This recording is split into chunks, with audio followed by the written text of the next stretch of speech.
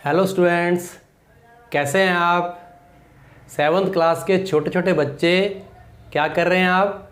मुझे पूरी उम्मीद है कि आपने पहले वाली वीडियो के अंदर चैप्टर 1 के क्वेश्चन आंसर अच्छी तरीके से कर लिए होंगे।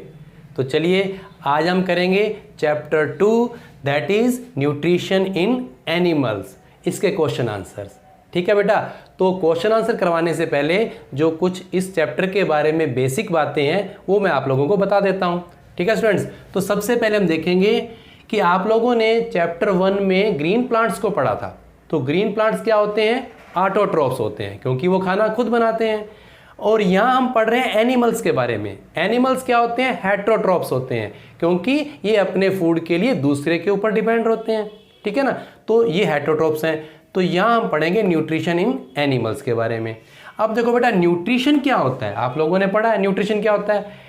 टेकिंग इन फूड, खाना खाना, एंड यूटिलाइजिंग इट, खाना खाना और उसको यूज करना, जिस काम के लिए भी हम खाना खा रहे हैं, जैसे चैप्टर 1 में आपने क्वेश्चन किया था। तो ये होता है न्यूट्रिशन। अब ये न्यूट्रिशन वर्ड जो है, ये न्यूट्रिएंट वर्ड, ये जो न्यूट्रिशन वर्ड है ये न्यूट्रिएंट वर्ड से आया है। यानी कि हमारे फूड के अंदर कुछ फूड कंपोनेंट होते हैं खास। जैसे मैंने आपको बताया था कि हम लोग जो है थोड़ी थोड़ी अमाउंट में वैरायटी ऑफ फूड लेते हैं, तो उसके अंदर कुछ खास फूड न्यूट्रिएंट्स होते हैं। ये न्यूट्रिएंट्स कौन कौन से होते हैं? कार्बोहाइड्रेट होता है, फैट्स होते हैं, प्रोटीन्स, विटामिन्स, मिनरल्स, ये सारी चीज़ें होती हैं। तो इन सब को मिला के हमारी बैलेंस डाइट बनती है। ठीक है ना, तो कार्बोहाइड्रेट, फैट, प्रोटीन, मिनरल्स, ये सब क्या है? ये हमारे फूड न्यूट्रिएंट्स हैं। तो न्यूट्रिएंट्स से ही हमारा बनता है nutrition. Main steps of nutrition, तो मैंने आप लोगों को यहाँ बताना है कि मेन स्टेप्स ऑफ न्यूट्रिशन क्या होते हैं, उसको थोड़ा एक्सप्लेन करना है। तो आप लोग ध्यान से देखेंगे बेटा क्या है ये। तो देखो कि सबसे पहले वाला स्टेप होता है इंजेशन। अब इंजेशन का मीन्स क्या है? इनको स्टेप वाइज जिस तरह से ये सीरियल के अंदर है वैसे याद करने हैं। सबसे पहले इंजेशन।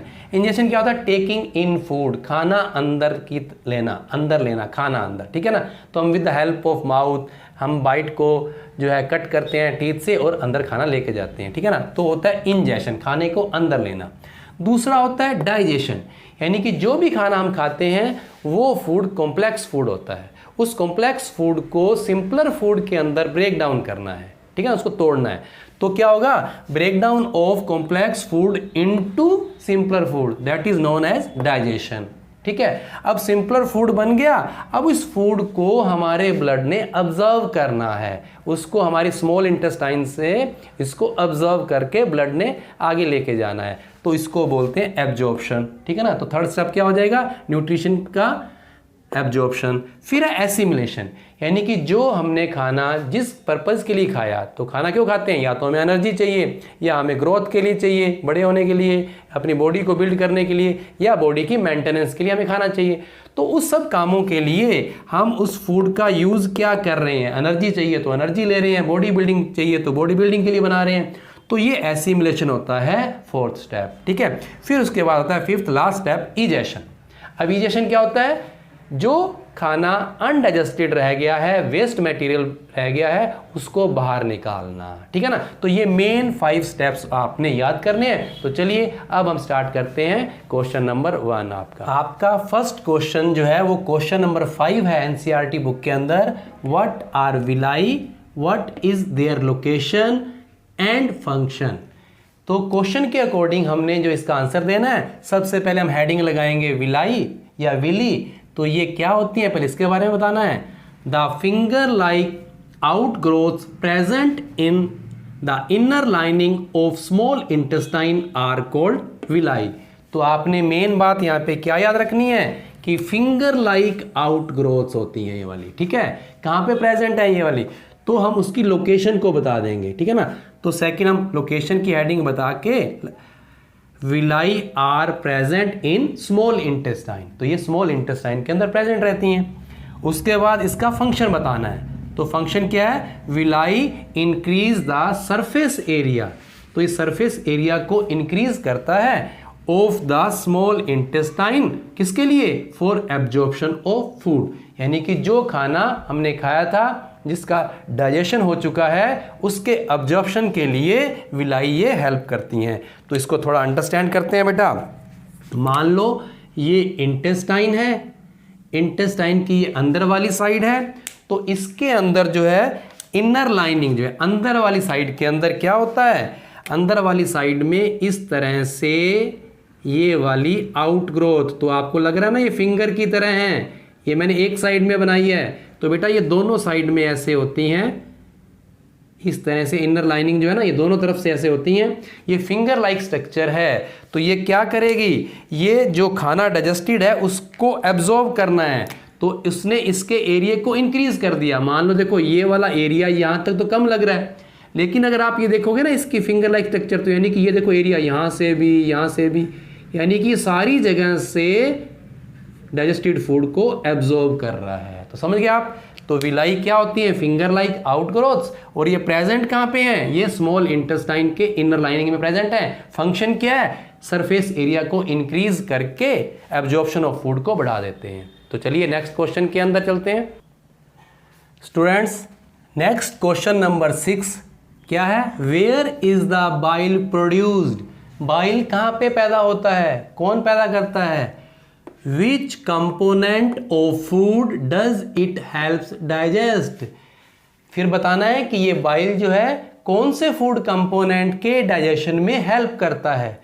तो देखो बेटा बाइल प्रोड्यूस कहाँ पे होता है, तो हम लिखेंगे bile is produced in liver, तो लीवर में ये प्रोड्यूस होता है, यानी कि सबसे largest gland of our body produce bile, ठीक है ना। फिर बताना है कि साथ में मैंने बता रखा है ये but stored in gall bladder, यानी कि ये बनता तो लीवर में है लेकिन स्टोर कहाँ पे होता है, ये गॉल ब्लैडर के अंदर। तो ये आपने डायग्राम को ध्यान से देख लेना है। तो इसमें देखो सबसे बड़ी ग्लैंड जो आपको रेड कलर में लीवर दिखाई दे रहा है, लीवर के ऊपर जो है ये सैक लाइक स्ट्रक्चर बनी हुई है, गॉल ब्लैडर इसके अंदर स्टोर रहता है। तो जैसे जरूरत होती है फिर ये ड्रॉप बाय ड्रॉप ये हमारी स्मॉल इंटेस्टाइन में आता रहता है, ठीक है। तो फिर यहाँ पे बताना है कि कौन से फूड कंपोनेंट, अब देखो मैंने अभी बताया था कि फूड कंपोनेंट कौन कौन से हो सकते हैं, वो कार्बोहाइड्रेट हो सकता है, फैट्स हो सकते हैं, प्रोटीन्स हो सकते हैं। तो किसके डाइजेशन में हेल्प करता है, तो हम लिखेंगे it helps in the digestion of fats, तो ये फैट के डाइजेशन में हेल्प करता है। बस आपका क्वेश्चन ये पूरा हो गया। चलिए नेक्स्ट देखते हैं question number 7, name the type of carbohydrate that can be digested by ruminants but not by humans, give the reason also। यानी हमने क्या करना है, पहले आपने कार्बोहाइड्रेट का नाम बताना है जो सिर्फ रूमिनेंट्स, अब रूमिनेंट्स क्या होते हैं, काऊ, बफेलो, ये ऐसे एनिमल्स ग्रास ईटिंग एनिमल्स होते हैं जिनके अंदर एक रूमन पार्ट होता है, तो इनको रूमिनेंट्स बोलते हैं। यानी क्या करते हैं, अपना खाना बाहर निकाल लेते हैं और फिर बैठ के च्यूइंग करते रहते हैं, कटिंग करते रहते हैं, ठीक है स्टूडेंट्स।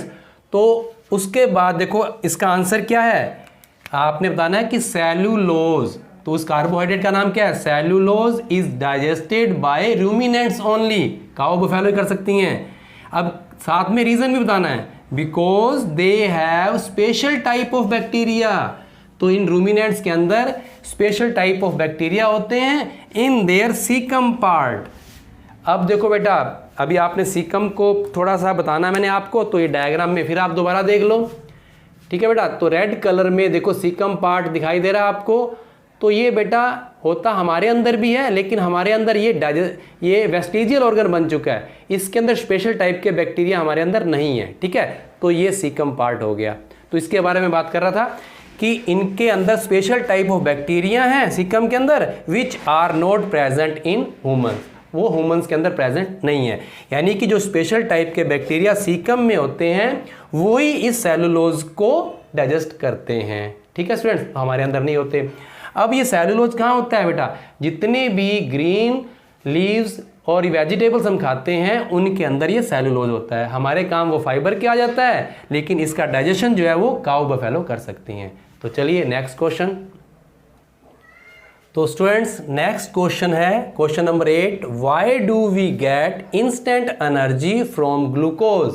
तो इसका आंसर लिखने से पहले आप लोगों को ये समझना है कि हम लोग जो खाना खाते हैं वो कॉम्प्लेक्स फूड होता है, चाहे आप लोग चपाती खाएं या कोई राइस खाएं या वेजिटेबल या कुछ और खाते हैं, तो ये कॉम्प्लेक्स फूड होता है। हमारे अंदर जाने के बाद उसका डाइजेशन होता है, यानी कॉम्प्लेक्स फूड का ब्रेकडाउन होके सिंपल फूड बनता है, फिर हमारा जो है ब्लड उसको एब्जॉर्ब करता है। ठीक है, आगे फिर एसिमिलेशन में हम उसको यूज़ करते हैं, उसको एनर्जी के लिए या जैसे भी। ठीक है, तो इसमें ग्लूकोज क्या है? Glucose is a simpler food, यानी कि ये सिंपल फूड ही होता है, which does not require any digestion. इसको डाइजेशन करने की ज़रूरत नहीं होती, यानी कि ये रेडीमेड है। इसको it is directly absorbed by our blood for getting instant energy, यानी कि जब इसको हम अंदर लेंगे तो इसको ब्लड हमारा डायरेक्ट एब्जॉर्ब कर लेगा और इससे एनर्जी ले लेगा। तो स्टूडेंट्स, इसको और अच्छे तरीके से समझो। जब कोई एथलीट रनिंग करता है या कोई और गेम खेलता है तो उसने फटाफट आके कोई मिल्क नहीं पीना होता, ना कोई चीज़ खानी होती या कोई और कुछ खाना होता है। ठीक है ना, उसने क्या लेना था? उसकी बोतल में ग्लूकोज होता है, तो ग्लूकोज पीते ही इंस्टेंट एनर्जी मिल जाती है, क्योंकि ग्लूकोज सिंपलर फूड है, डाइजेशन होने में टाइम नहीं लगना, ब्लड ने एब्जॉर्ब करना है और ये इसने एनर्जी को रिलीज कर देना है। चलिए नेक्स्ट क्वेश्चन।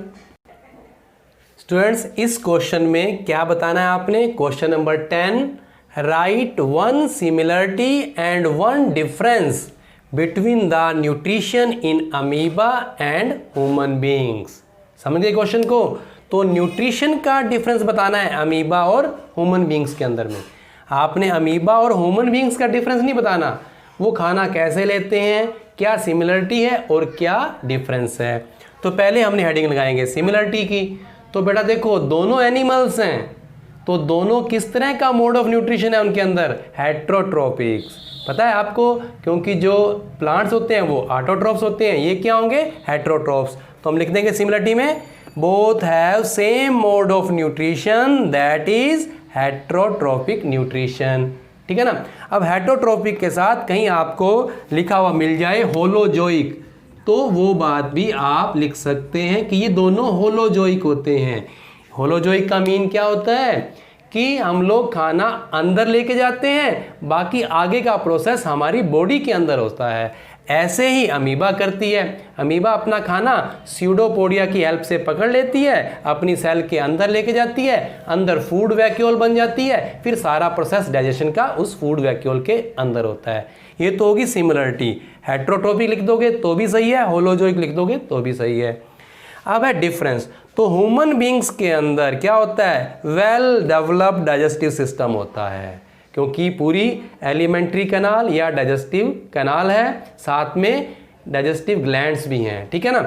तो but amoeba has only food vacuole for digestion. तो अमीबा में सिर्फ एक फूड वैक्यूल होती है, वही उसकी सारी एलिमेंट्री कैनाल है, वही उसका स्टोमक है, और उसके बाद इजेशन भी इस तरह से ही होता है। ठीक है, तो इसके अंदर आप लोग वेल डेवलप्ड डाइजेस्टिव सिस्टम भी बता सकते हैं, या हम बता सकते हैं कि इनके अंदर डाइजेस्टिव कैनाल या एलिमेंट्री कैनाल होती है, साथ में डाइजेस्टिव ग्लैंड्स होती हैं, लेकिन ऐसा अमीबा के अंदर नहीं होता। तो ये डिफरेंस हो गया। तो एक डिफरेंस और एक सिमिलरिटी बतानी है। ठीक है स्टूडेंट्स, तो ये क्वेश्चन यहाँ पे कंप्लीट हो गया।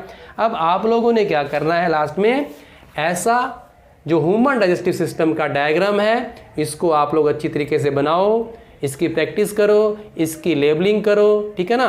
तो इसमें जो मैंने क्वेश्चन मार्क लगा रखे हैं वो भी आप लोगों ने खुद फिल करने हैं, एक अच्छा सा डायग्राम बना के प्रैक्टिस करनी है, सारे ऑर्गन्स के नाम भी याद करने हैं। ठीक है, ओके बाय।